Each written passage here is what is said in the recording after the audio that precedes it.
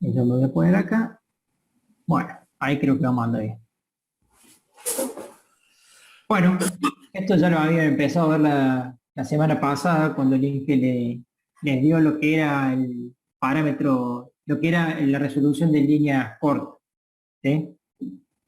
Simplemente como para hacer una rápida introducción, estamos considerando sistemas polifásicos, simétricos y equilibrados, en donde pueden reducirse los estudios de una red polifásica en un estudio de un sistema monofásico formado por cualquiera de las fases y por un conductor neutro sin impedancia.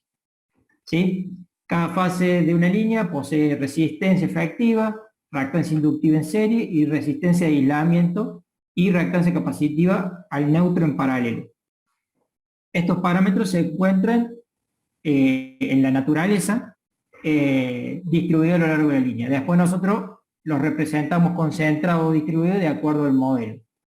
La resistencia de aislamiento puede considerarse infinita para cualquiera de los modelos y la importancia de la corriente capacitiva de una línea está en relación a la corriente que toma la carga conectada y depende de la longitud y el voltaje de la línea de transmisión para una frecuencia determinada. Entonces, básicamente, los tres modelos están un poco determinados por la reactancia capacitiva y la corriente capacitiva que toma la línea, digamos. Si la despreciamos como en el modelo de línea corta, si la consideramos concentrada como el modelo de línea media o si la distribuimos como el modelo de línea larga. Entonces, esos serían los parámetros distribuidos de una línea larga, así considerados como diferenciales de parámetros, diferenciales de longitud. Y entonces clasificamos las líneas en tres modelos. Corta, con una longitud menor a 60 kilómetros y una tensión menor a 40 kilovolts. Una línea media con una longitud entre 60 y 250 kilómetros y tensiones por lo general inferiores a 220 kilovolts. Y líneas largas con longitudes mayores a 250 kilómetros y tensión mayor a 220 kilovolts. Creo que yo les mencioné cuando lo estábamos viendo en el teórico que depende de los autores, pueden variar un poco estas longitudes. Y por ejemplo, en Viqueira y Holanda, que es de donde está tomado el práctico, también hace referencia a la clasificación con respecto a la tensión, que muchos autores no lo tienen en cuenta. La mayoría dice, bueno, longitudes son corta, media y larga porque lo diferencia la longitud. Bueno, Viqueira y Holanda también considera la tensión a la que se está realizando el modelo. Bueno, esto simplemente como una introducción para que se ubiquen. Esto es lo que vieron la semana pasada en la resolución del problema 4.1. Y ahora lo que vamos a ver es la resolución de líneas medias, ¿sí? Líneas medias como circuito pi o T, ¿sí? Le había comentado el ingeniero durante el desarrollo del teórico que por lo general el circuito T se deja más para el modelo de un transformador, digamos. Por lo general se realiza el modelo de línea siempre en circuito pi o directamente para líneas largas. Pero bueno, en la bibliografía están los dos tipos de modelos y los estudiamos. ¿Cómo está compuesto este circuito pi? Y bueno, está compuesto por una impedancia longitudinal que reúne la resistencia y la reactancia inductiva de la línea, ¿sí? Y está compuesta por dos semiadmitancias, ¿sí? O, ahora lo vamos a explicar, una doble impedancia distribuida. Entonces son dos semiadmitancias o 2Z1, o sea, doble reactancia en cada extremo de la línea. Entonces, ¿cuáles son los parámetros que podemos distinguir en esta línea? Una tensión de salida, una tensión de generación, una tensión de transmisión, tiene todos esos sinónimos, digamos. Una corriente nistro, también, digamos, generador. Acá está, en este caso, como está sacado del Viqueira y Holanda, aparece todo como extremo generador. Una corriente generador, una PG, una potencia activa de generación, una QR, que verán ustedes que este QR está previo a la reactancia capacitiva. QG. Perdón, QG, que está previo a la reactancia capacitiva, ¿sí? Una vez que la potencia reactiva ya pasa de este lado, ya no es la misma, ¿sí? Después tenemos la IC 2', ¿sí? Como la corriente que está tomando esa semiadmitancia. Una corriente IP, ¿sí? Que sería la corriente que circula por la impedancia longitudinal.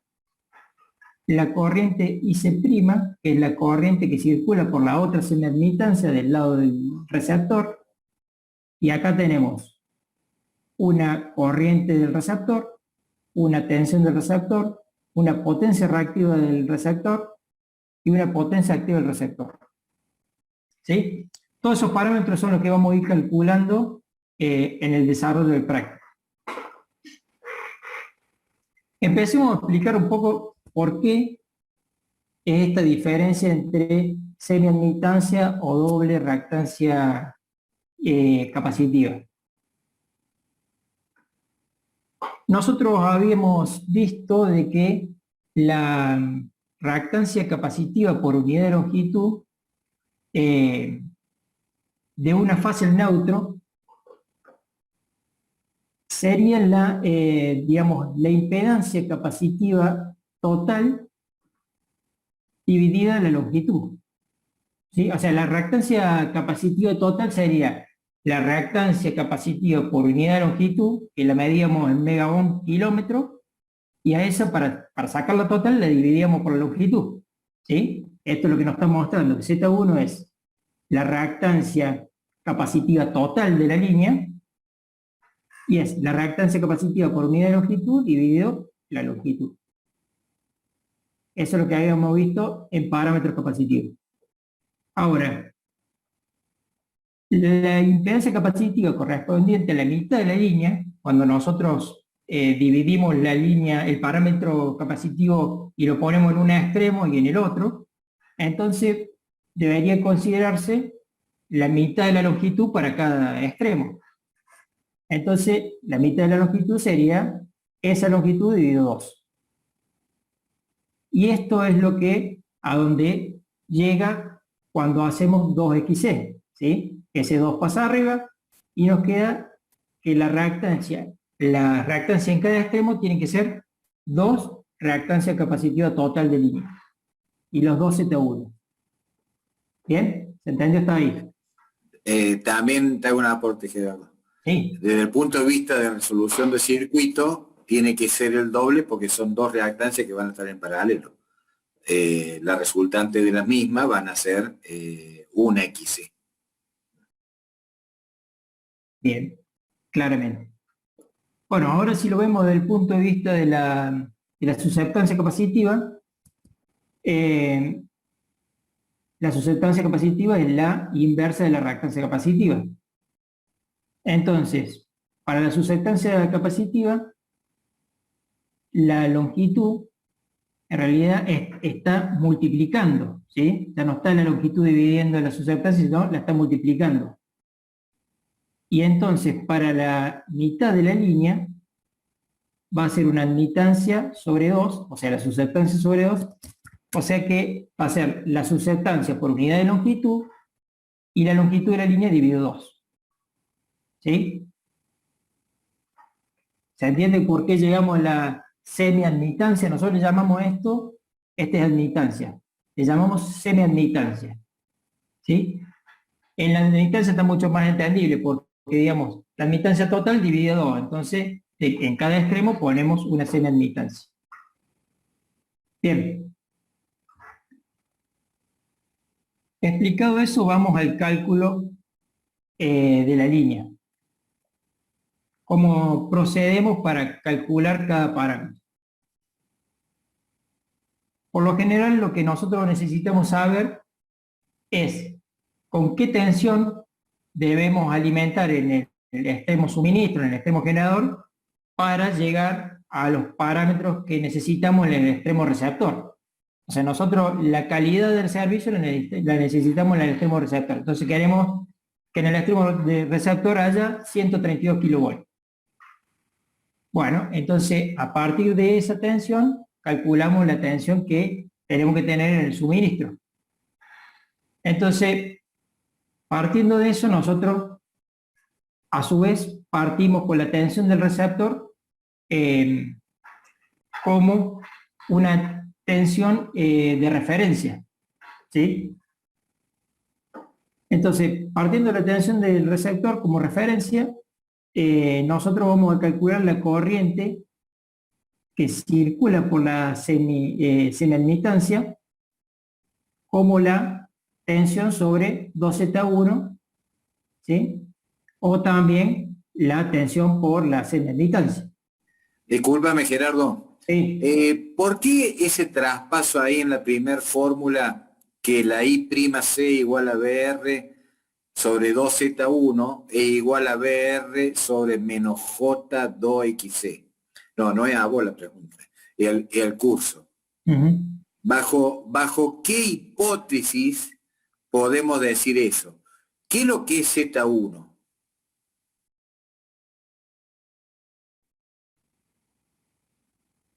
Claro, sería la impedancia y con el menos J estaríamos considerando la capacitancia. Sí, Z es una impedancia, pero ¿qué impedancia? Impedancia capacitiva de la línea. No es una impedancia capacitiva. O sea, no es una respuesta correcta decir que es impedancia capacitiva. ¿Bajo qué hipótesis se va a convertir en sí en una reactancia capacitiva? Por eso la reemplazamos. Claro que la resistencia se anula. No. Más que la resistencia. No. Espera. O sea, yo quiero que diferencien bien esto. O sea, Z1 es una impedancia. Estoy de acuerdo con usted y más porque se llama Z. Pero ¿qué impedancia es? Cuando empezamos a ver parámetros, nosotros dividimos los parámetros y clasificamos los parámetros. ¿La transversal no sería, ingeniero?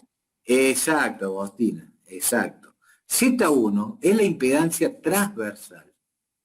Y que dijimos que la impedancia transversal estaba conformada por dos efectos, o por dos componentes, en definitiva, si lo llevamos al punto de vista matemático. ¿Cuáles son esos dos componentes? La capacitancia y la inductancia. La resistencia y la inductancia. La capacitancia y la capacitancia. La resistencia y la capacitancia. Resistencia de aislación. La capacitancia. Ahora sí. O sea, esa Z1 está representando el parámetro transversal de la impedancia conformada por la resistencia de aislación más J, reactancia capacitiva. Entonces, nosotros podemos reemplazar Z1 por 2XC, o sea, 2Z1 por 2XC, ¿por qué? ¿Bajo qué hipótesis? No consideramos la conductancia. Bueno, despreciamos la parte real, digamos, de la impedancia por ser muy baja, no considerable, digamos. Si es muy baja la corriente por la aislación, Muy es alta. Muy alta. Es infinita la resistencia. Claro. Cuando La tomo resistencia de impedancia, aislación es infinita. claro, Por cuando lo tomo tanto, la impedancia, corriente de pérdida en la aislación es cero. Y por eso la podemos despreciar. Y así, muy suelto de cuerpo, el ingeniero puso 2Z1 es igual a menos J2XC y a nadie nos llamó la atención. O sea, es bajo esa hipótesis simplificativa, ¿no? Y tengamos bien en cuenta que si dice Z1 ahí, tengamos en cuenta que es muy distinto a Z igual a R más JXL. Una es parámetro transversal, la otra es parámetro longitudinal. Era eso, ¿no? Pero sí, bueno, como para tenerlo claro, ¿no? Perfecto. Yo ya pienso a esta altura que lo tiene re claro eso.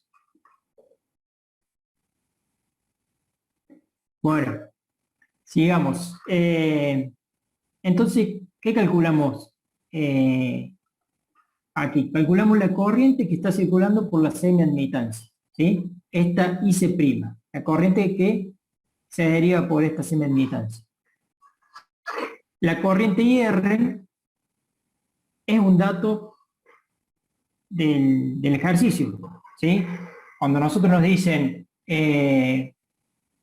ustedes tienen en el extremo transmisor, en el extremo receptor, tienen una carga de tal potencia con tal tensión. Entonces, bueno, a partir de la tensión y la potencia, nosotros tenemos la corriente en el extremo receptor. Y además, como le decía recién, es un parámetro para el cual nosotros nos utilicemos para calcular la tensión a la cual tenemos que suministrar. Entonces, con la corriente IR más esta corriente que circula por la semiadmitancia, podemos calcular la corriente que va a circular por la impedancia longitudinal, ¿sí? La IP le llamamos a esto, ¿sí? Es este cálculo. Entonces, a partir de ahí nosotros podemos calcular la caída de tensión en la semiadmitancia, en la impedancia longitudinal, ¿sí? Que es la caída de tensión que nosotros calcularíamos en el circuito del modelo de línea corta, ¿sí?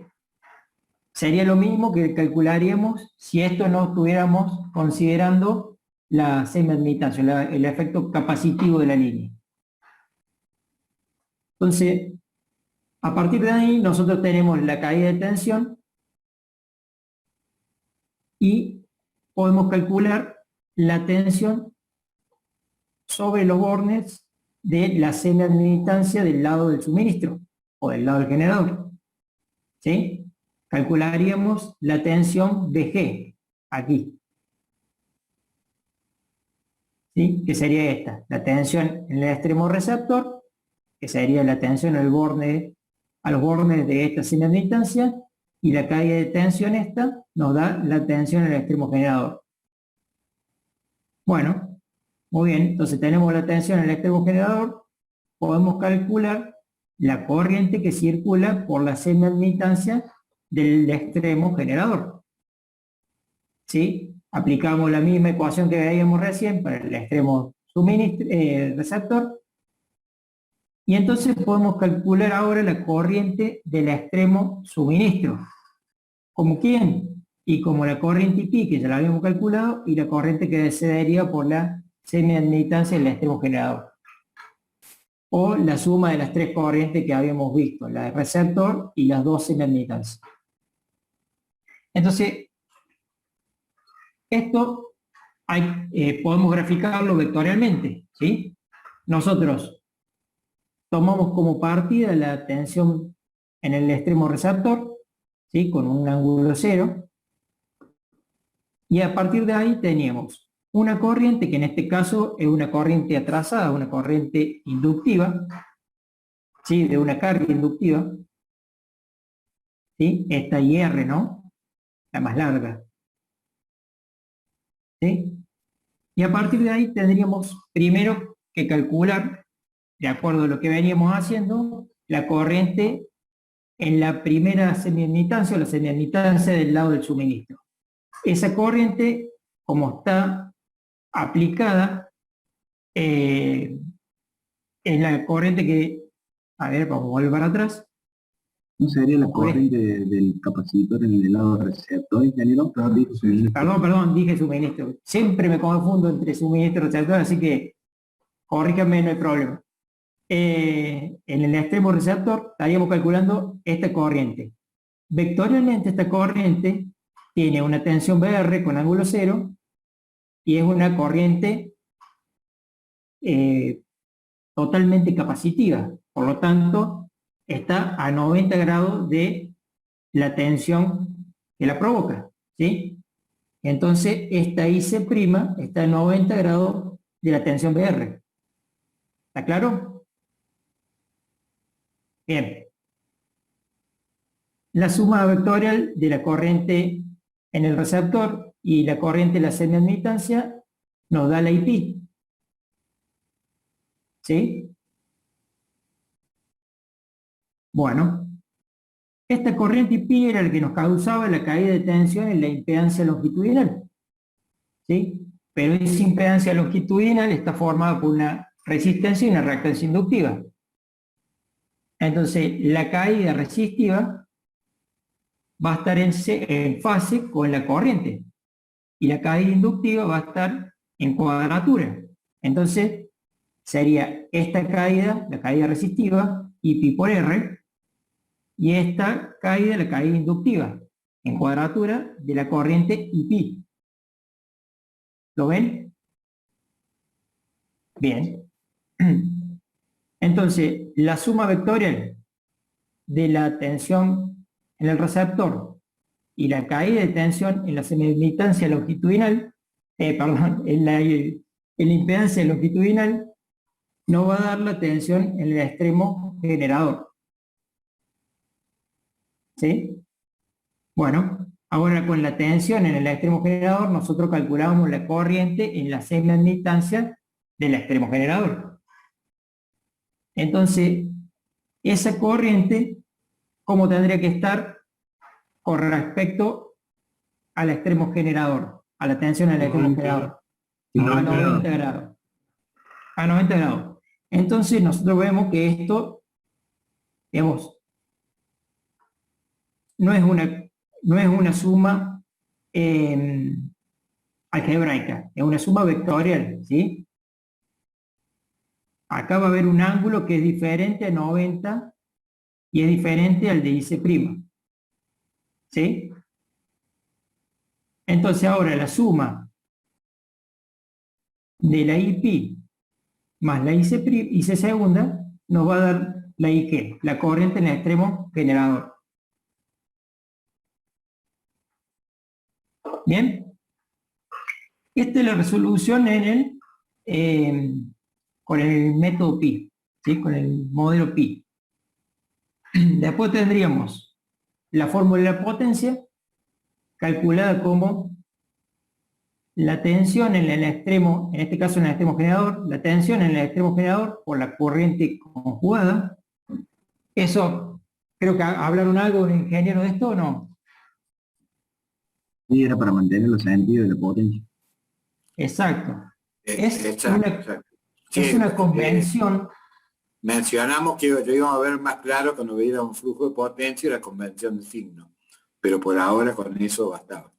Bien, es una convención que se adopta para, digamos, que la corriente atrasada, en el caso de ser una potencia, una corriente de una carga inductiva, se pueda representar en forma positiva cuando lo representamos vectorialmente. ¿Sí? Entonces, esta sería la expresión de la potencia compleja en el extremo generador y lo mismo la potencia compleja en el extremo receptor. Las pérdidas en el circuito Pi las podríamos calcular como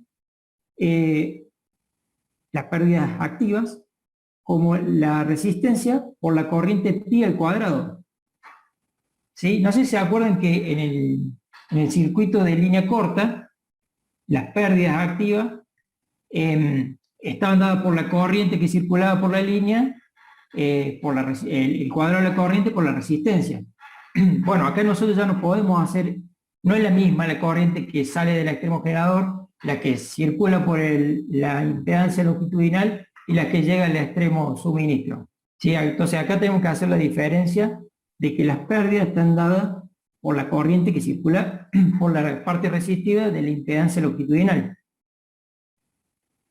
Y en el caso de la reactiva, sí podemos hacer, digamos, que la potencia reactiva es la potencia que sale del extremo generador y la que llega al extremo receptor. Ahora, nosotros podríamos hacer un balance de potencia que después lo vamos a ver cómo lo hacemos, que va a ser básicamente la corriente que circula por la semiadmitancia, ¿sí? y la corriente que circula por la IP, que circula por la reactancia inductiva longitudinal. ¿Sí? Entre ellas haríamos un balance y podríamos sacar las pérdidas reactivas.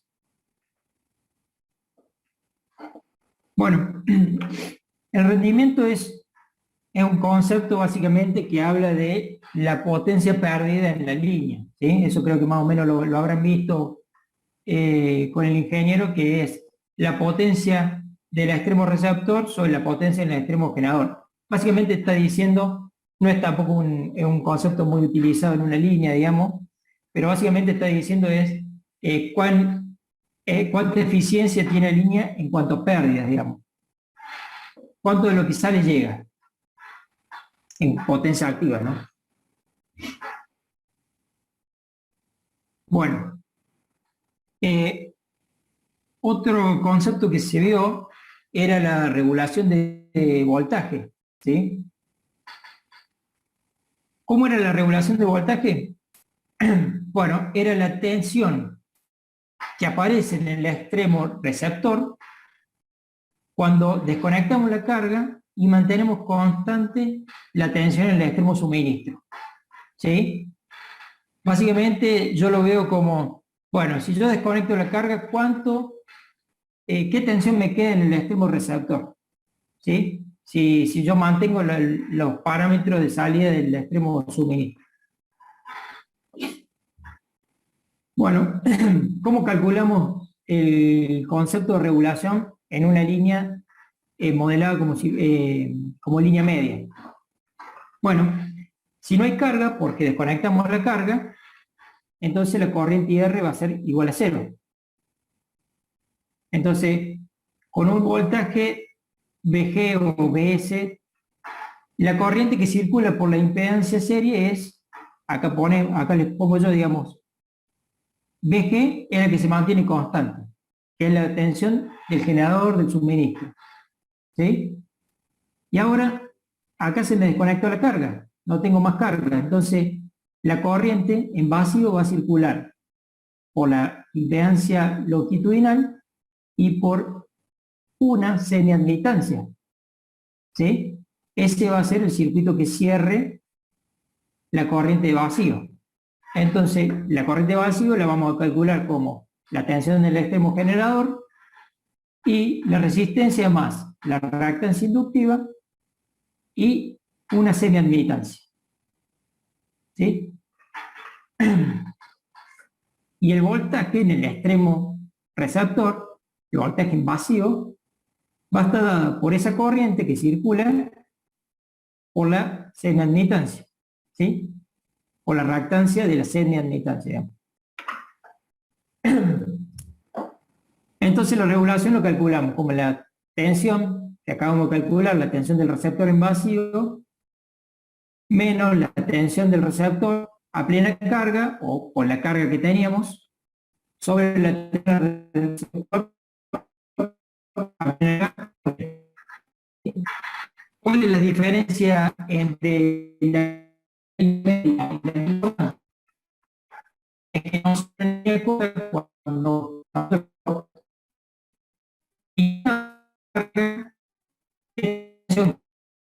en el extremo receptor.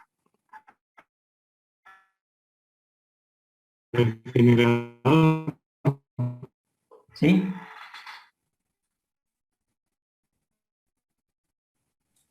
Sí, Gerardo, como para ampliar un poquito más. El otro día yo mencioné casualmente que el estudio de la regulación nos permitía determinar un estado de funcionamiento de la línea en el caso que se descargue el extremo receptor. O sea, si de pronto yo tengo una carga alimentada en el extremo receptor y la pierdo esa carga, o sea, sale de servicio por algún motivo, voy a tener una elevación de tensión en ese extremo, en el cual no tiene que superar el límite que yo tenga para los niveles de tensión adecuados, considerados. O sea, como yo les dije, para 132, que es el 5%, para 66, que es el 7%, y para 500, que es el 3%. O sea, yo tengo que tener cuidado, que si yo alimento a través de una línea una carga y esa carga la pierdo, no se me puede elevar la tensión en esa barra más allá de los valores límite. Porque en esa estación tendré conectadas otras cosas propias de la estación, supongamos que pierda toda la carga. O puedo tener una carga pequeña, y no la puedo dejar alimentada esa carga pequeña con una tensión. No sé si eso apuntaba Ávila a tu consulta, pero es por eso, que también esto está totalmente relacionado a que si la comparación es con cable, el efecto capacitivo en líneas largas, en líneas aéreas, es mucho menor. Es mucho, mucho menor. Por la distancia que hay entre fases, que no lo podemos tener en cables. Ahí es mucho más crítica el efecto capacitivo y la elevación por la propia capacitancia del cable. Claro, porque yo había visto un desarrollo que hacía con las ecuaciones de las líneas medias y llegaba a la conclusión que se podía producir el efecto Ferranti en el extremo receptor y había una sobretensión que, bueno, que había que tener cuidado. Sí.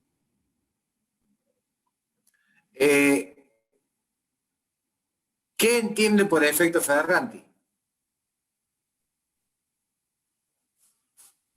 Lo que entendí es que sucede lo mismo que sucede en los cables. Cuando la línea queda en vacío, circula una corriente capacitiva por la diferencia potencial que hay entre las fases y se produce un aumento de la tensión.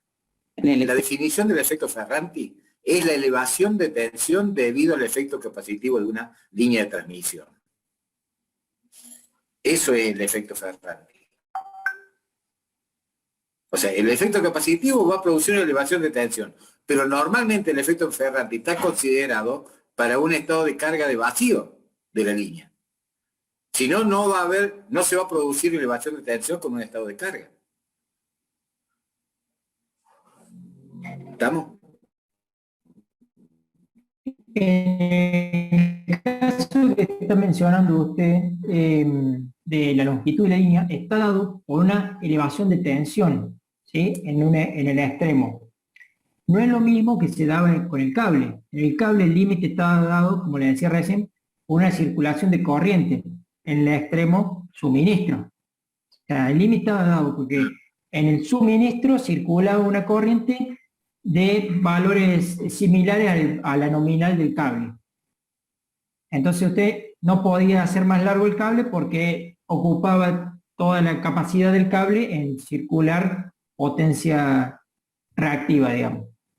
En el caso de la línea aérea, el límite de longitud en todo caso está dado por una sobretensión en el extremo receptor.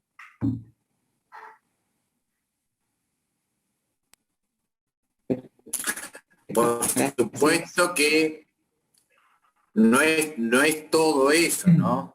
Después vienen todos los sistemas de compensación de estos fenómenos y todo, es decir, lo vamos a ir viendo más adelante cuando hagamos el análisis de todo el funcionamiento del sistema de potencia en sí. Bueno. ¿Estamos?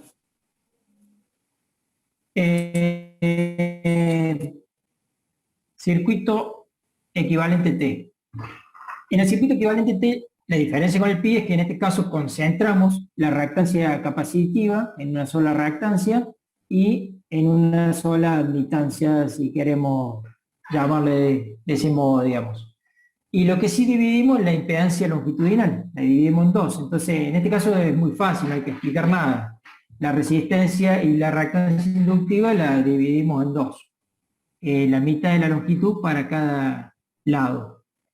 Y en este caso vamos a tener, bueno, una tensión de generación, una corriente de generación, una potencia activa de generación, una potencia reactiva de generación, una impedancia longitudinal dividido 2, la reactancia capacitiva o la subreactancia capacitiva o admitancia capacitiva,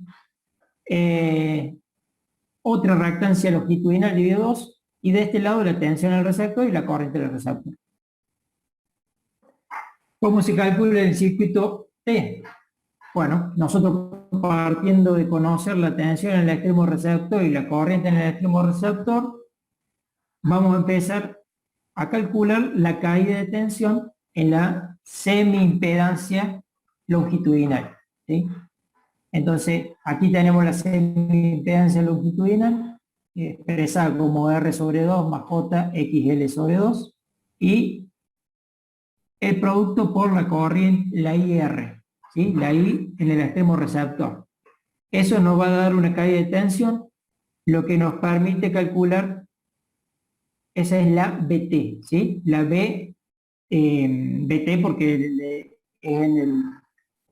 en el circuito T equivalente, en la impedancia, en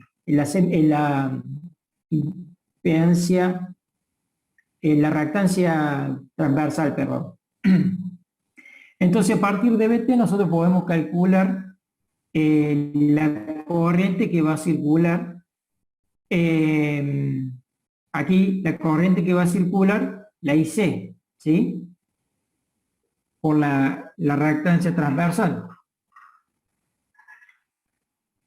Y a partir de esta corriente y la corriente IR, nosotros vamos a calcular la IG, ¿sí? Y finalmente vamos a poder calcular la BG como la caída de tensión entre la IG o la semi-impedancia, ¿sí? O también expresada de esta forma, que va a ser la tensión en el extremo receptor más la corriente IR por la semi-impedancia longitudinal y la corriente IG por la semi-impedancia longitudinal.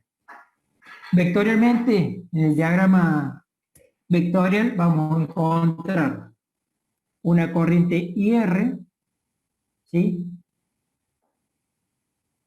Vamos a hacer así, una tensión de referencia BR, una corriente IR.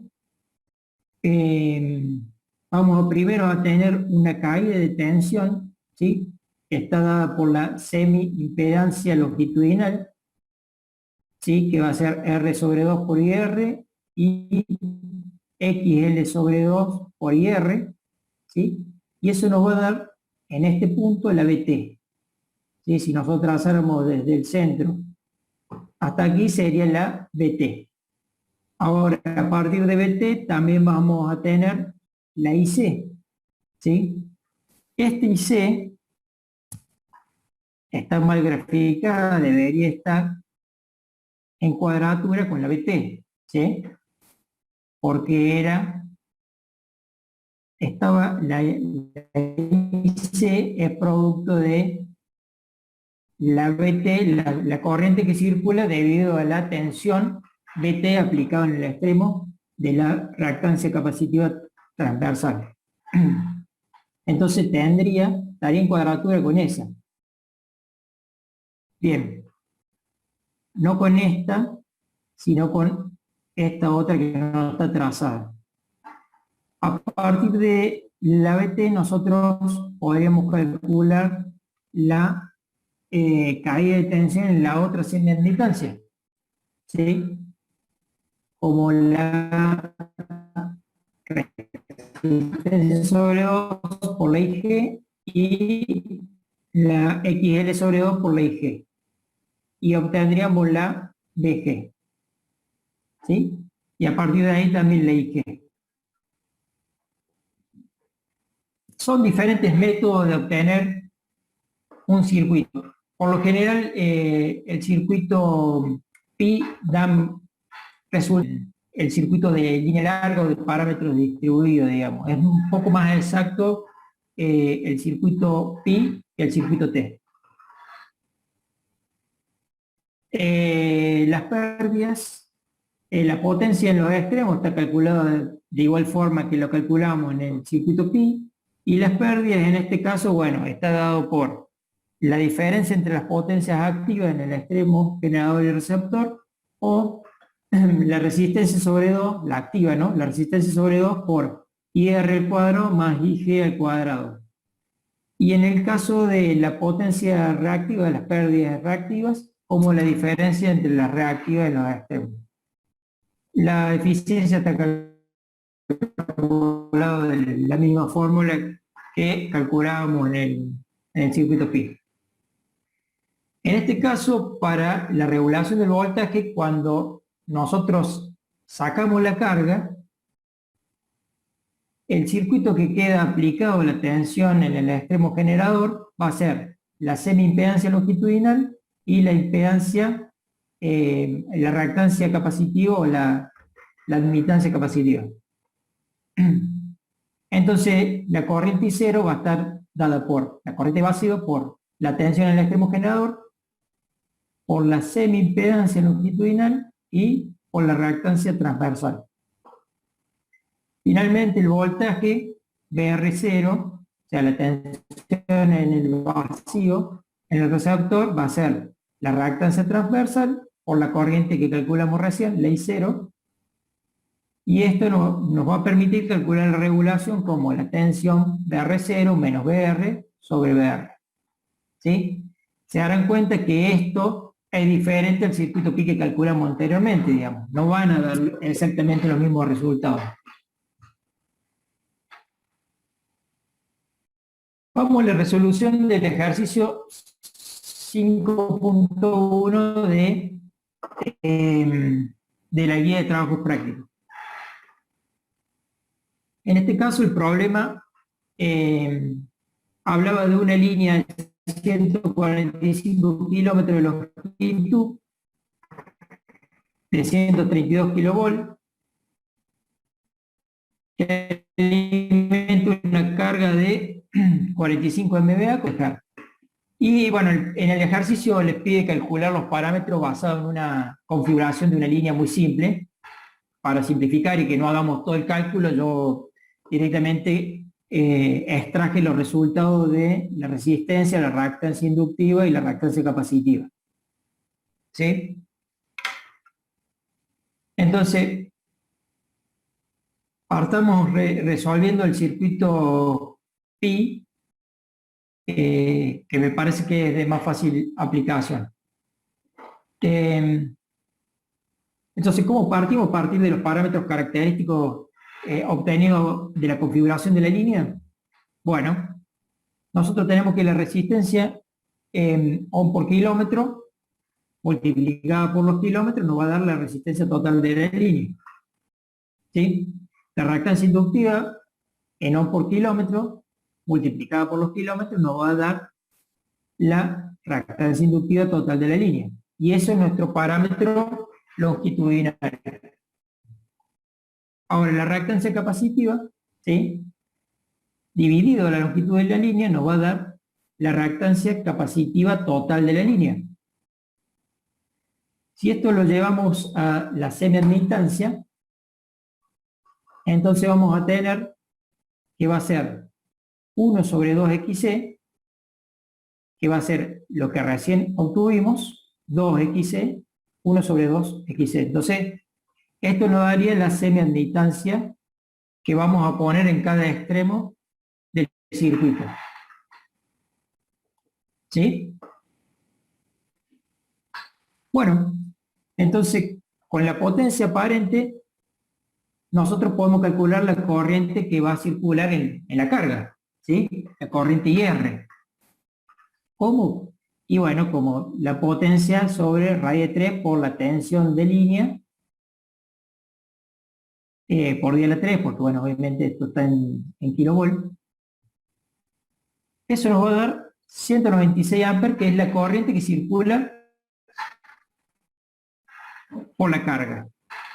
Dijimos que tiene un coseno 0,85 inductivo y el arco coseno de 0,85 nos da 31,78 grados, y como la carga ya nos está diciendo que es inductiva, entonces para formar el rectangular de la corriente nosotros la consideramos a ese ángulo como negativo, porque la corriente en una carga inductiva atrasa la tensión. ¿Sí? ¿Están todos de acuerdo con eso? Bien. ¿Qué tensión usamos? Usamos la tensión, trabajamos la tensión de fase. Por eso hacemos 132 sobre raíz de 3. ¿Sí? Trabajamos con la tensión de fase, ¿por qué? Porque nosotros estamos trabajando con un circuito de fase a tierra, o sea, estamos trabajando con una sola fase. ¿Sí? Por eso te acuerdas que hablábamos de que el sistema era un sistema polifásico que podía reducirse a una... Bueno, entonces estamos trabajando con una sola fase. Bien. Ya tenemos la tensión en el extremo receptor, que estaba como dato, y tenemos la corriente en el extremo receptor. A partir de ahí, de la tensión en el extremo receptor y de la semiadmitancia, podemos calcular la corriente que circula por la semiadmitancia del extremo receptor. ¿Sí? ¿Cómo? Y bueno, como la tensión por el producto de la semiadmitancia. Eso nos da unos 15 amperes con grado 90. ¿Sí? ¿Por qué con grado 90? Y bueno, porque la tensión aplicada es la BR que nosotros tomamos como base. ¿Sí? Una tensión de 132 kV que pasada a tensión de fase nos da 76,21 kV y con grado 0. Entonces esta corriente va a estar 90 grados adelantada. Bueno, a partir de esa IC2', nosotros podemos calcular la corriente en la impedancia longitudinal, la IP, como la suma vectorial de la IR más la IC2'. Entonces hacemos la suma de esas dos corrientes, la suma vectorial, y nos da, bueno, una corriente que todavía está trazada con respecto a la tensión.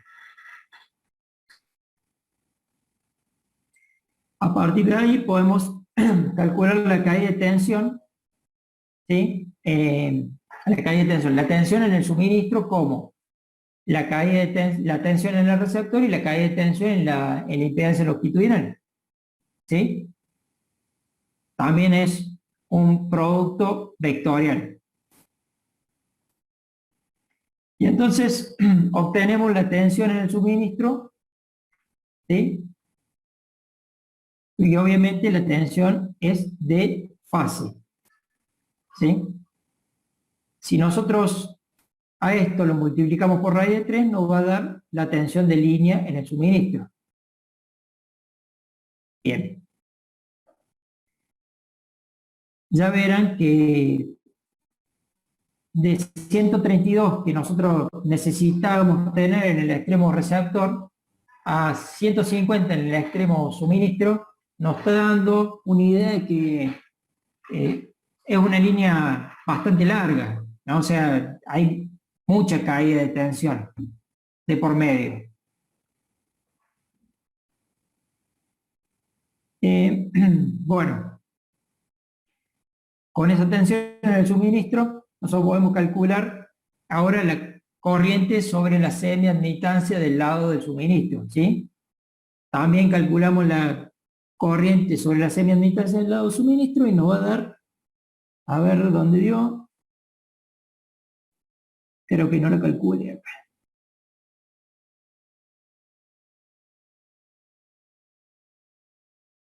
No, me parece que acá está. Esto tiene que ser, porque tiene grado 94,4 grados. Son los 17... 90 más los 4,4 grados, profe, está bien. Exacto. ¿Se acuerdan que en la semiadmitancia del lado de... en esta, la corriente eran, esta es la semiadmitancia del lado del receptor, son 15 amperes con grado 90. Y del lado del suministro son 17 amperes con grado de 94,4. O sea, son 90 más los 4,4 que tenía la tensión en el suministro. Bueno, a partir de ahí, de la suma de IP más IC', nosotros podemos calcular la IS. ¿Sí? Ese sería el diagrama vectorial de este ejemplo. No vamos a hacer mucho hincapié en esto. BR, IR, las 2 IC, la IP intermedio, la IG, ¿sí? Esta es la caída de tensión longitudinal y la BS.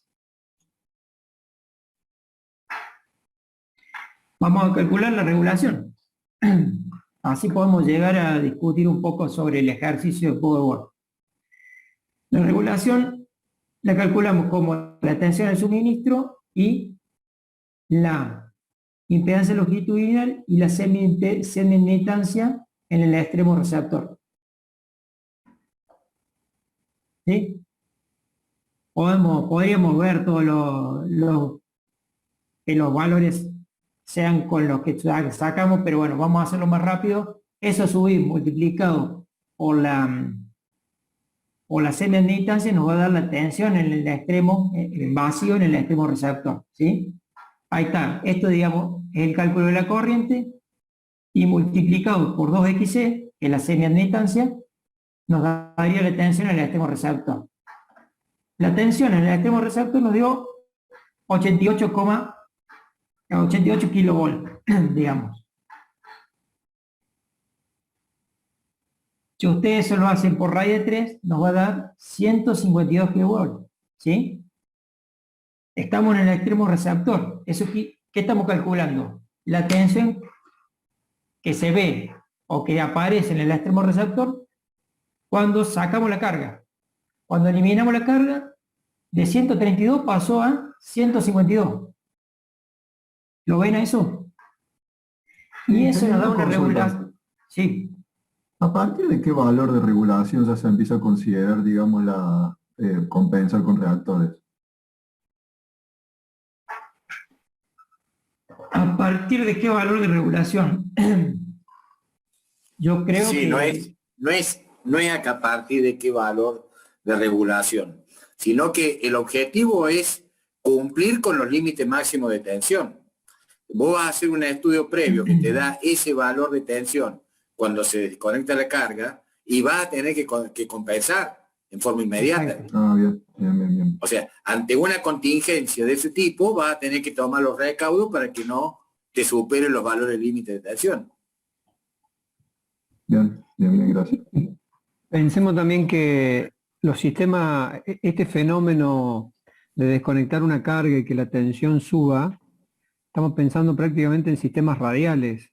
Los sistemas mallados, ver el fenómeno de regulación de una línea es muy difícil porque interactúan entre todas las líneas en un nodo. Y si se te desconecta una carga en un nodo, las otras líneas actúan entre sí, no es fácil ver el fenómeno de regulación. Sí en una línea radial. Y por otro lado yo pensaba recién, este es un ejemplo de cálculo nada más, pero es muy difícil pensar en un generador que tenga que salir con 150 kilovolts para poder abastecer una tensión de 132 kilovolts. Claro.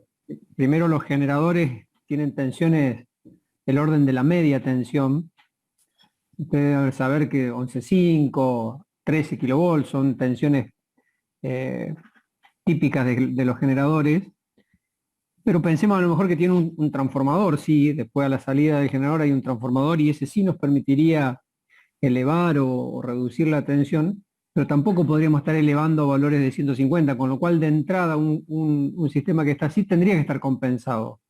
De alguna forma o tendría que haber un capacitor o una bobina en algún lado como para compensar, porque no se pueden manejar valores de 150 para llegar a 132 en el extremo receptor. Sí, era una de las consultas que después surgían cuando veíamos el ejercicio Power de que, digamos, no es, digamos, una línea que uno pueda ver en la realidad, es una línea de 132 kilovolts que tiene 145 kilómetros. Es medio, o sea, está ahí al límite de su capacidad de transmisión, digamos, no su capacidad de transmisión, de su longitud útil. Habría que, para que funcione correctamente, compensar seguramente. Aparte, supónganse, ¿no es cierto?, que en ese extremo de suministro o extremo de generación, hay otra línea que sale de esa barra. Y esa otra línea tiene su carga. Y nosotros hemos analizado el comportamiento para esta sola línea. Y que a lo mejor la tensión esa que es necesario salir para esta línea y llegar con 132 kilovolts, para la otra línea que tiene su carga distinta, esa tensión es súper elevada. Entonces, sí, es como dice el ingeniero Dean, o sea, esto es estudio un poco para ver los fenómenos que suceden, pero normalmente los sistemas eléctricos de potencia que son mallados se ven de otra forma. O supongamos que no, desde ese extremo generador no haya otra línea que salga, pero que haya un transformador de servicios auxiliares conectado. Yo no puedo estar alimentando a ese transformador con 150 kilovolts. O sea que es algo simplemente para ver los efectos, ¿no? Lo que pasa, pero en el sistema trabaja mucho más acomodados los niveles de tensiones que estos son valores medios extremos. Bueno, para terminar con el ejercicio. Esto nos dio una regulación de 15,5%. Si uno lo ve desde el punto de vista de la normalidad del sistema, habíamos hablado de que si es una línea de 132 no debería superar el 7% para que esté en los valores normales. El 5%. El 5%. El 7% de 66. O sea que estaría muy por arriba de la condición de operación normal del sistema. El cálculo de las potencias activa y reactiva en los extremos. Bueno, ¿cómo dijimos que lo hacíamos? Bueno, 3 veces la tensión, en el extremo, en este caso suministro, por la corriente conjugada. ¿Sí? Eso nos da 40 megas en el extremo suministro y 21 megas inductivo en el extremo suministro. En el extremo receptor hacemos la misma ecuación, ¿sí? Y obtenemos 38 megas en el extremo receptor y 23 megas en el extremo receptor, inductivos. Ahí ya estamos viendo de que en el extremo suministro salen 40 y llegan 38, por lo tanto hay una pérdida. Y en cuanto a potencia reactiva, digamos, del extremo suministro salen 21 megas y en el extremo receptor salen 23 megavatios. Por lo tanto, hay un aporte de 3 megavatios. Ojo con eso, ¿no? Porque ahí va a haber una discusión acá en el medio de la clase. Una parte así conflictiva para entender. Salen. Pero bueno, ahí estamos viendo que hay una ganancia, ¿sí? En algún lado se sumaron 3 megavatios. Bien. Entonces vamos a ver el cálculo de las pérdidas.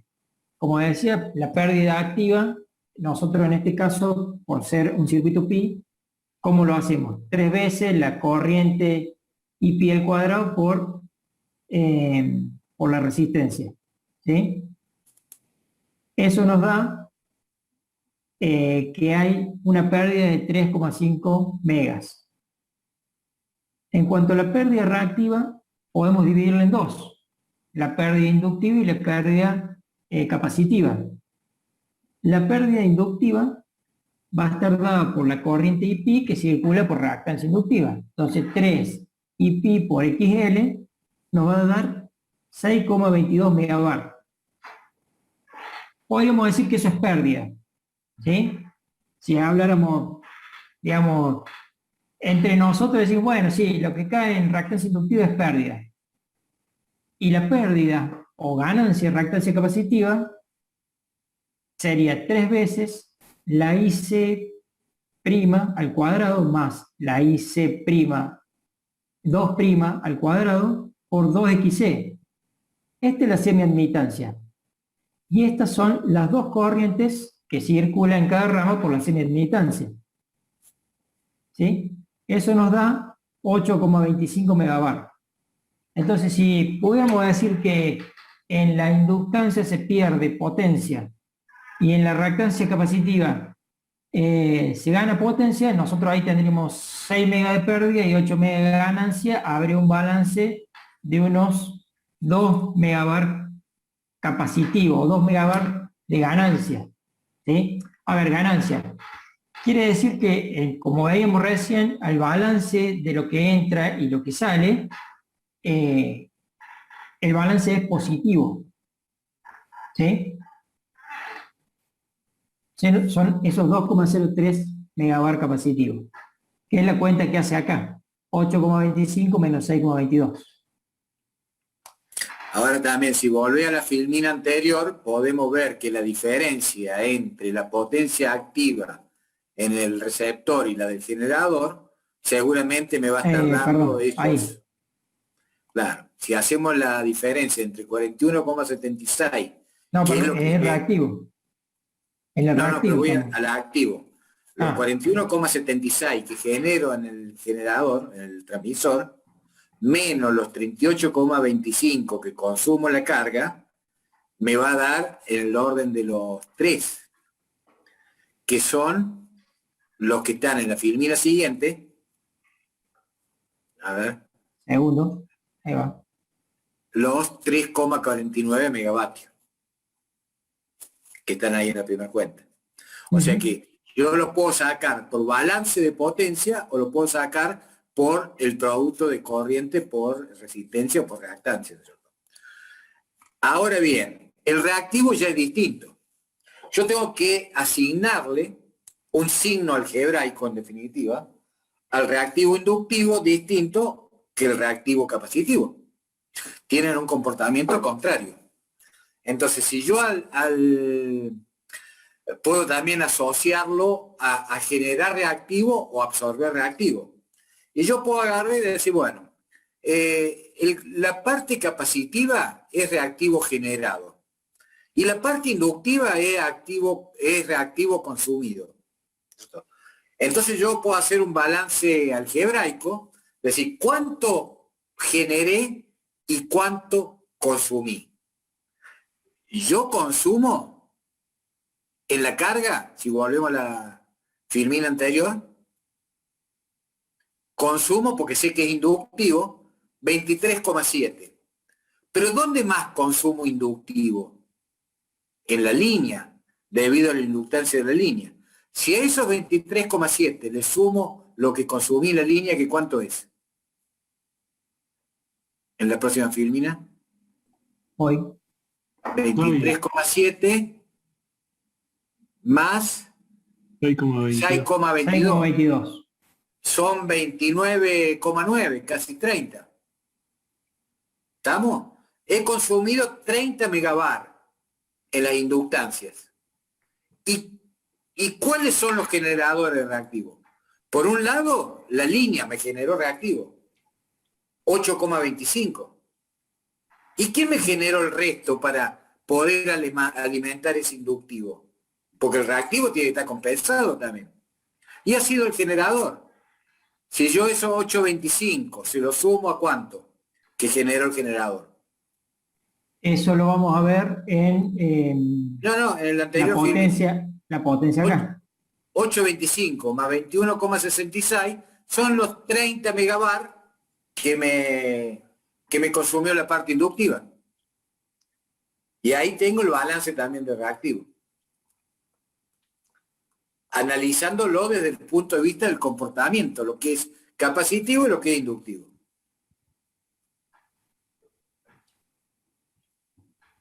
¿Se entendió? ¿Está claro? Si no se entendió ahí, cuando veamos ahora el PowerWord, no se va a entender nada. Menos se va a entender. ¿Qué vamos a hacer ahora? Vamos a ¿Tienen alguna duda con respecto a esto? ¿Quieren que aclaremos algo o vamos De todas directamente? formas, lo podemos ir viendo ahora con el PowerWord. Van a surgir seguramente dudas. Yo lo que voy a hacer ahora es, voy a salir de la presentación y voy a tratar de... Este software PowerWord es de uso libre, ¿no? Lo buscan en internet, lo bajan, tiene creo una capacidad de hasta 12 barras para poder modelar. Para los fines didácticos nuestros tranquilamente es suficiente. Lo tienen en el aula virtual para descargar. Cierto, sí, ahora que me acuerdo. Incluso ese software que está en el aula virtual es un PowerWord que viene con el libro Duncan. Digamos, es como cuando ustedes se compran un libro y viene con un CD, bueno, viene, digamos, directamente aplicado a los ejercicios que se dan en el libro Duncan, que incluso es el libro que ya cargamos en el aula virtual. Entonces, si ustedes buscan dentro de los mismos archivos del programa, van a encontrar que dice problemas resueltos o algo así, dice en inglés obviamente, y ahí van a encontrar cada capítulo del Duncan en una carpetita con los ejercicios que en el libro se resuelven con el PowerWord. Así que si ustedes quieren leer el libro y ir investigando, digamos, cómo se trabaja con el PowerWord y básicamente aplicando los ejercicios, lo pueden hacer. En ese sentido está muy bueno. Voy a compartir pantalla y a ver si me sale. Bueno, ¿están viendo por un lado el PowerWord y por el otro lado la presentación? ¿Sí? Sí. Bien. Bueno, vamos entonces. Este es el ejercicio que vimos recién resuelto en el PowerWord. ¿Sí? ¿Qué tenemos? Bueno, tenemos un extremo generador, ¿sí? Una barra, que sería el lado suministro, la línea, una barra que sería el extremo receptor y la carga. ¿Sí? Vamos a mostrarles rápidamente cómo se modelaría esto, digamos. Se modela empezando por las barras. ¿Sí? Primero se coloca, yo lo voy a hacer acá abajo bien rápido, ¿no? Primero lo voy a dejar. Esto tiene dos modos. Un modo que es modo de edición y el otro modo que es de corrida, digamos. Yo recién lo tenía en el modo de corrida, en donde se va resolviendo la corrida de flujo mientras uno puede ir haciendo diferentes cosas, como por ejemplo abrir la carga. ¿Sí? Bien, y en el modo de edición es donde uno construye el modelo. Entonces, esto después tiene ustedes un manual en donde pueden ver cada paso de cómo se construye. Rápidamente, para que lo veamos cómo lo hice, ¿qué hice yo? Bueno, se empieza por las barras. Ahí, en Draw Network Bus, eso es una barra. Lo primero que pide es de qué tensión es la barra, ¿sí? 132, ¿sí? Ahí te dice qué número y qué nombre, ¿sí? Acá te pide simplemente configuraciones de dibujo, digamos. Colocamos una barra, ¿sí? Colocamos otra barra, ¿sí? Ya conserva el último seteo, ¿sí? Vamos y colocamos una línea, ¿sí? ¿Cómo hago? Toco en el extremo suministro y voy hasta el extremo receptor y hago doble clic.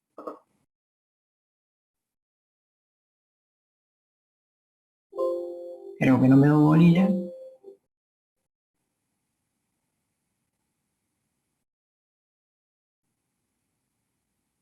Vamos.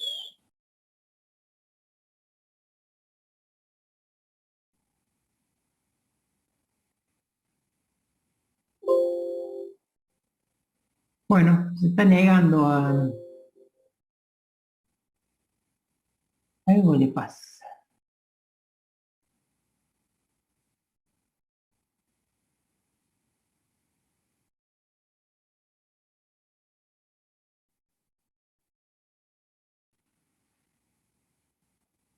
Mm.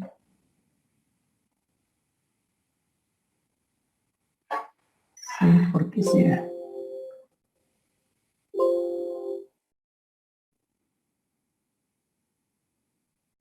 Sí.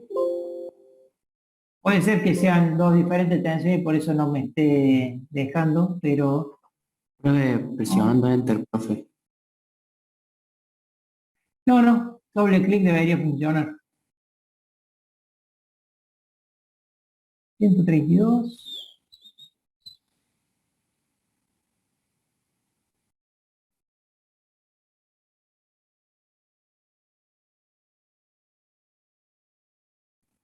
La verdad que no sé. Debería funcionar. Pero bueno. Llévala al revés, hacerla de la 4 a la 3, a ver.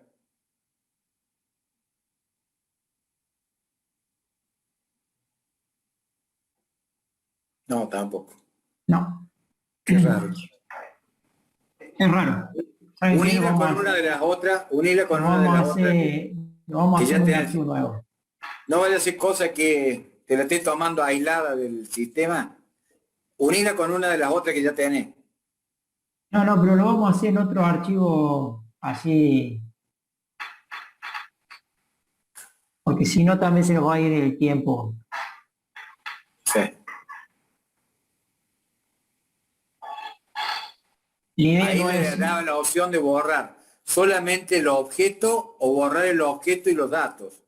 Porque estos software trabajan con dos interfaces, o sea, como si fueran dos capas. Una que es el calculador matemático del software y el otro es la interfaz gráfica. Entonces, por eso normalmente cada caso lleva dos archivos. Las extensiones, no me acuerdo cuál, una era DBF creo, y la otra DPF, algo así. Sí. Pero hay que tener la precaución que cuando uno guarda los cambios, les pide si guardar los cambios también en el archivo en línea con ese, hay que decirle que sí. Porque si no estoy guardando lo que haga gráficamente y no lo guardo en lo que serían los datos. Bueno, ahí tengo las barras, vamos a ver si ahora me lo permite.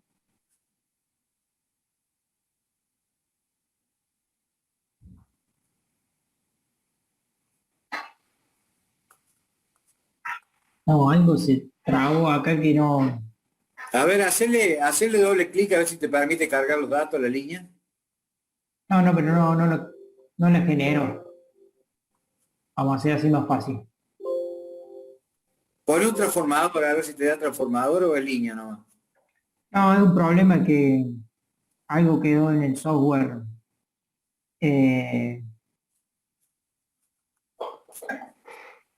Algo quedó trabado, habrá quedado pensando en algo.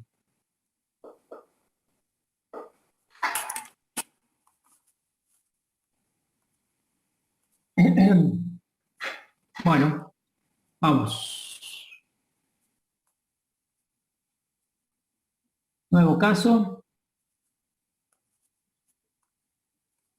Entonces vamos a dibujar una barra. Bien. 132. ¿Sí? Otra barra. 132. Ok.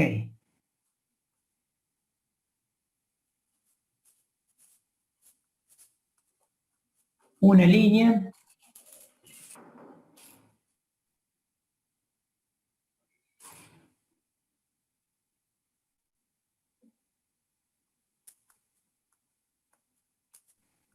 ¿Pagaste vos la última cuota? No, me parece que no pagué la cuota de...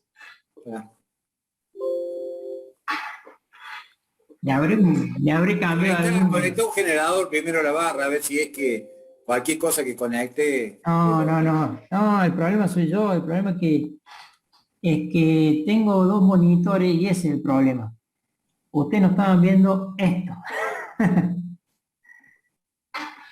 Ah, te estaba pidiendo... Claro, me estaba pidiendo los parámetros y me aparecía en el otro monitor y estaba tapado con otro software.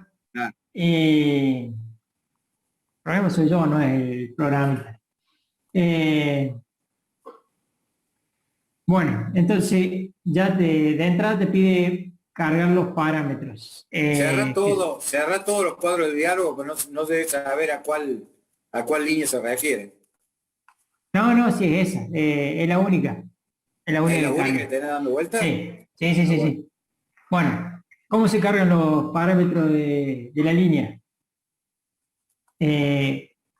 Nosotros podemos cargar directamente acá en valores por unidad, ¿sí? Acá está pidiendo valores por unidad. Si bien ustedes no lo han visto todavía, pero bueno, ya lo vamos a ver cuando sea flujo de potencia. La intención no es que ahora lo aprendan, simplemente como le voy a mostrar yo que lo cargo. Yo lo hago a través de los parámetros que tenemos nosotros, que son los valores específicos por kilómetro, ¿sí? Por unidad de longitud. Y entonces acá el software nos da dos opciones, de las cuales uno es si lo queremos calcular como el tipo de torre y la distribución de la línea, que en realidad para usar esa opción deberíamos pagar el software. Y está la otra opción que es por valores de impedancia por unidad de longitud. Entonces acá nos va solicitando los diferentes valores de resistencia, reactancia y susceptancia, ¿sí?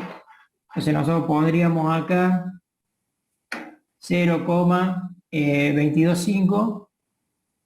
Primero nunca hay que olvidarse que esto tiene que pasar a ser, bien, unidades de kilómetros, potencia base 100 MVA, tensión 132. Entonces estamos bien. 0,225. La reactancia inductiva dijimos que era 0,4.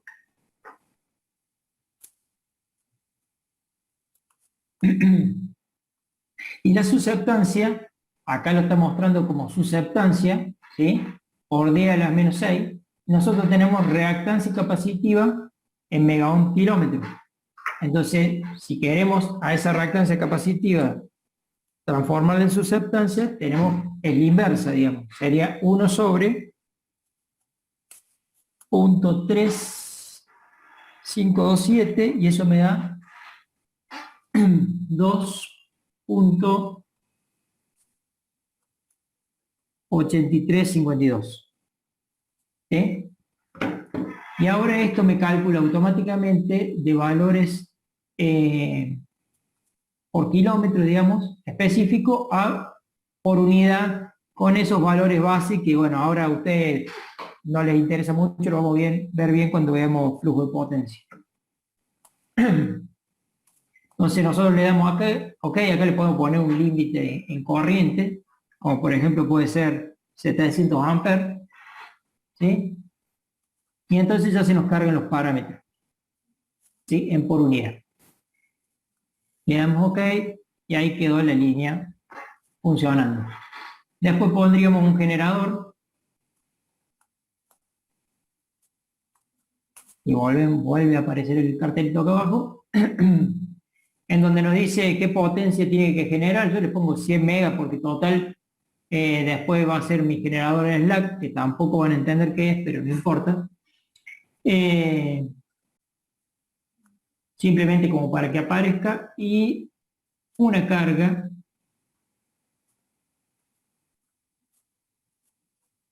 que en este caso tendríamos que ponerle los resultados de la potencia activa y reactiva en el extremo receptor, que lo habíamos visto, estaba acá. Son los 38,25 activos y los 23,7 reactivos. Esto también después cuando llegue el caso lo vamos a explicar por qué es potencia constante, corriente constante o impedancia constante. En este caso es potencia constante.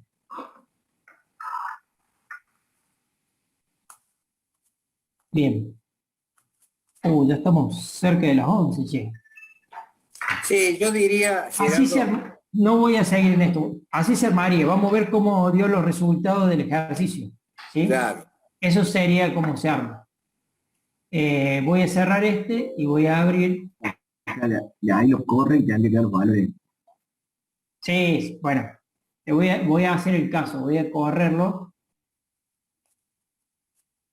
Y lo puse en Room, en Tools y en Play. ¿Sí? Y acá me debería dar los resultados. Lo que pasa es que hay que configurar el gráfico para que se vean los resultados. ¿Sí? claro, uno Entonces, tiene que ir eligiendo qué es lo que ve en cada punto Claro. de línea. aquí eligiendo Tiene los valores de que... corriente, tensión en las barras, ¿Sí? flujo activo, flujo reactivo, pérdidas en la línea. Todo eso lo tenés que ir configurando vos de qué querés visualizar.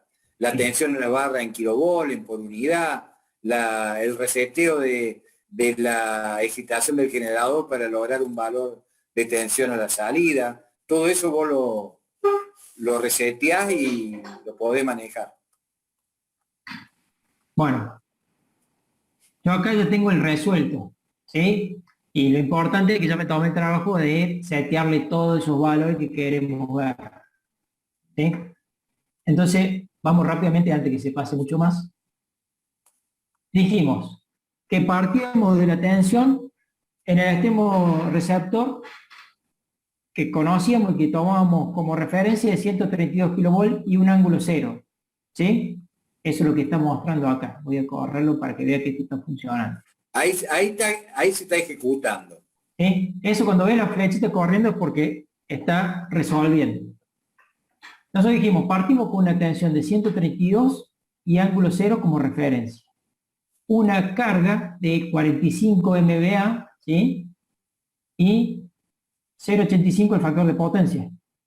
Eso calculado, digamos, en activo y reactivo nos da 38,2 y 27,3. Entonces, los parámetros partida son los correctos. Calculábamos a partir de ahí la corriente, que nos daba 196,82. Bueno, esa sería la corriente en el extremo suministro, ¿sí? 196,6. Perdón, receptor. Sigamos. Bueno, obviamente acá el software lo calcula por línea larga y no vamos a ver los parámetros, la corriente sobre la semiadmitancia, pero sí podemos ver cómo resultó la tensión, el resultado que queríamos nosotros, la tensión en el suministro y la corriente en el suministro. En este caso, los 87, que es la tensión de fase, son 250,76, ¿sí? Ahí tenemos la tensión de línea en el extremo suministro, ¿sí? ¿Y con cuánto? Con los 4,4 grados, ¿sí? Son esos. Bien. La corriente en el extremo suministro, los 180,153. Bueno, 180 está muy aproximado.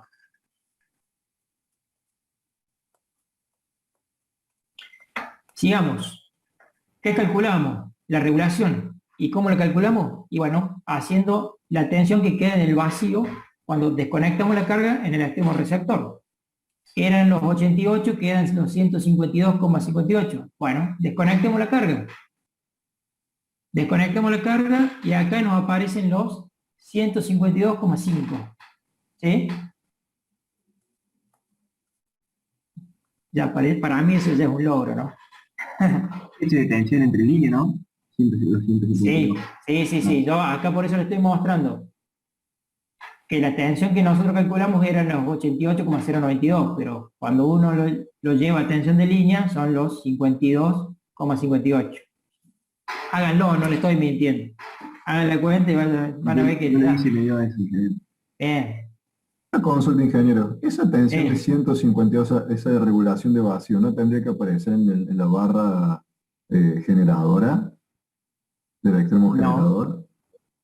Ah, bien. ¿Por qué decís eso, Diego? Porque no sería la tensión que tendría que estar generando el generador propiamente dicho cuando se desconecta la carga. Pero Mirá lo que- estamos analizando una línea mediana longitud donde tiene en cuenta el efecto capacitivo. No es una línea corta, Claro. en donde desprecia el efecto capacitivo. Ah, claro, claro, claro. ¿Se acuerdan que el concepto de regulación era cómo me queda la tensión en el extremo receptor cuando desconecto la carga y en el extremo suministro conservo los valores originales, ¿sí? De tensión? Y eso es lo que hacemos nosotros, desconectamos la carga. Fíjense que acá en el suministro no cambió la tensión, ¿sí? Seguimos con los 150 kilovolts, ¿sí? Eso nos llevó a los 152,5. Bueno, y hay ese aumento de los 2,5 kilovolts que hay diferencia entre los extremos, es debido al efecto Ferranti. O sea, con la línea en vacío, la tensión se aumenta debido al efecto Ferranti. Es el concepto de efecto Ferranti. Bien. Bueno, las potencias. Volvemos a colocar la carga. La potencia en el extremo suministro, 41 megas y 21 megas, ¿sí? Lo tenemos acá. Y en el extremo receptor, 38 y 23, ¿sí? Y acá hay lo que podríamos ampliarnos en explicar esto, de que en realidad acá el software no está poniendo el signo que corresponde, porque si nosotros lo ponemos sin flechita, sin una flecha que nos indica hacia dónde va cada potencia, acá en verde circulan las potencias activas y en azul las reactivas. Si el software no le podemos indicar de que nos diga el signo entrante en la barra o este signo que tiene referencia a la circulación de la potencia. Entonces acá el software nos está mostrando que en activo hay 38,22 MVA, que coincidiría con el resultado del ejercicio. Pero en realidad esos 38 están entrando a la barra, ¿sí? Si yo me paro en la barra, están entrando. Si yo me paro al lado de la línea, están saliendo de la línea. ¿Sí? Y el reactivo siempre le pone signo. Al activo no le pone signo porque se considera una potencia positiva siempre. Ahora, si nosotros sacamos la flechita, ahí sí le pone signo al activo. Al reactivo sí lo considera como que está entrando a la barra, ¿sí? Ahora, cuando uno resuelve y calcula la potencia como el conjugado de la corriente que está circulando por esta línea, esa corriente es una corriente inductiva porque está alimentando una carga inductiva. Entonces, esa corriente está trazada con respecto a la tensión, ¿sí? Su ángulo es negativo. El conjugado es positivo, fíjense ustedes. Y da una potencia positiva. ¿Por qué? Porque ahí estamos parándonos desde el lado de la línea y estamos diciendo que la potencia sale de la línea. La potencia activa sale de la línea y la potencia reactiva sale de la línea. Si la carga fuera de características capacitivas, entonces nosotros, de acuerdo al balance de potencia, podríamos ver de que una corriente, digamos que una potencia entra a la línea, ¿sí? Y ahí en ese caso, este resultado sería negativo, ¿sí? El de la potencia reactiva. ¿Se entendió? Bueno, porque yo no. Bueno. Déjame un concepto, Gerardo.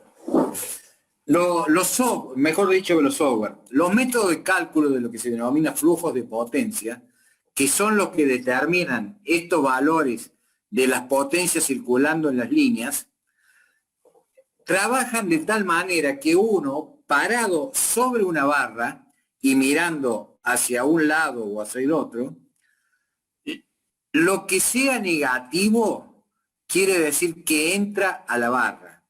Y lo que sea positivo significa que sale de la barra. Con lo cual, si yo me paro en la barra 1, ahí me está diciendo que el reactivo es positivo y que el activo también es positivo. Si yo me paro en la barra mirándose la línea, quiere decir que al ser positivo los dos salen de la barra hacia la línea. Ahora bien, en la barra 2, si me paro y miro hacia la línea, voy a ver que el activo es positivo y el reactivo es negativo.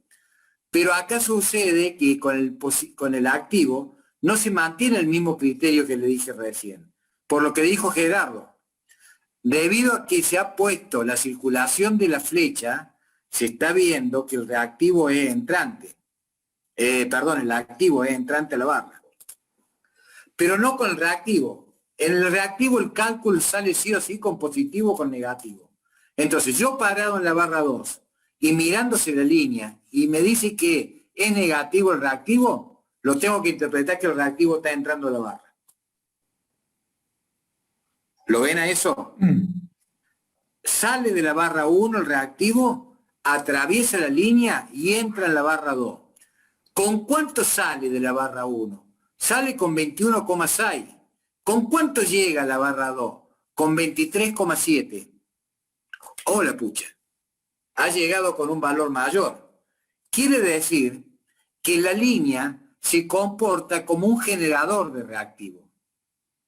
Y lo habíamos visto antes en los cálculos, que el reactivo generado en la línea por el capacitor de la línea era mayor que el inductivo consumido por la inductancia de la línea. Esa diferencia entre eso, o sea, en ese balance de esas dos potencias, es la diferencia que hay entre 21,6 y 23,7. ¿Lo ven?